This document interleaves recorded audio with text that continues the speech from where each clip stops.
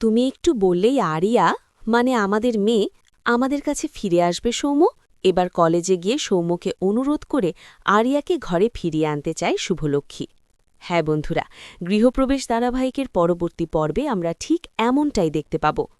পর্বের শুরুতে দেখা যায় আরিয়া কলেজে যাওয়ার উদ্দেশ্যে বাইক নিয়ে বেরোতে গেলে আদিত্য আগে থেকেই পরিকল্পনা করে বাইকটা নষ্ট করে রেখেছিল।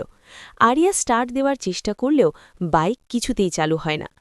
ঠিক সেই মুহূর্তে আদিত্য সেখানে উপস্থিত হয় এবং লিফট দেওয়ার প্রস্তাব দেয়।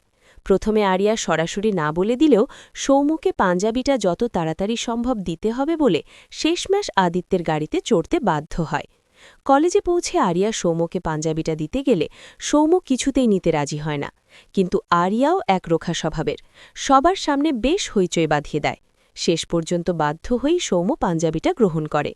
পুরো ঘটনাটা দূর থেকে চোখ রাখছিল শুভলক্ষ্মী আর কেশব।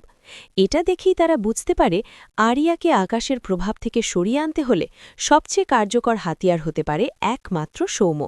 তাই দেরি না করে দুজনের সোজা সৌম্যর কাছে চলে যায়। লাইব্রেরিতে গিয়ে দেখে সে পড়াশোনায় ডুবে আছে। শুভলক্ষ্মী বেশি না ভেবে সরাসরি সৌম্যর হাত দুটো ধরে আকুলভাবে বলে, বাবা, তুমিই পারবে, একমাত্র তোমার পক্ষেই সম্ভব আমাদের মেয়ে শ্রীকে মানে আরিয়াকে আমাদের বুকে ফিরিয়ে দিতে। শুভলক্ষ্মীর এই অপ্রত্যাশিত আচরণে সৌম্য হকচকিয়ে যায় এবং বলে, আপনি এটা কি করছেন? আমি কিছুই বুঝতে পারছি না, আমাকে পরিষ্কার করে বলুন কি হয়েছে।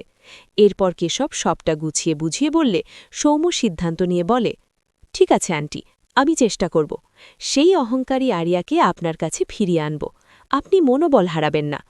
তো বন্ধুরা, তোমাদের কি মনে হচ্ছে, সৌম্য কি সত্যি এবার আরিয়াকে মায়ের ভালোবাসার টানে শুভলক্ষ্মীর কাছে ফিরিয়ে দিতে পারবে?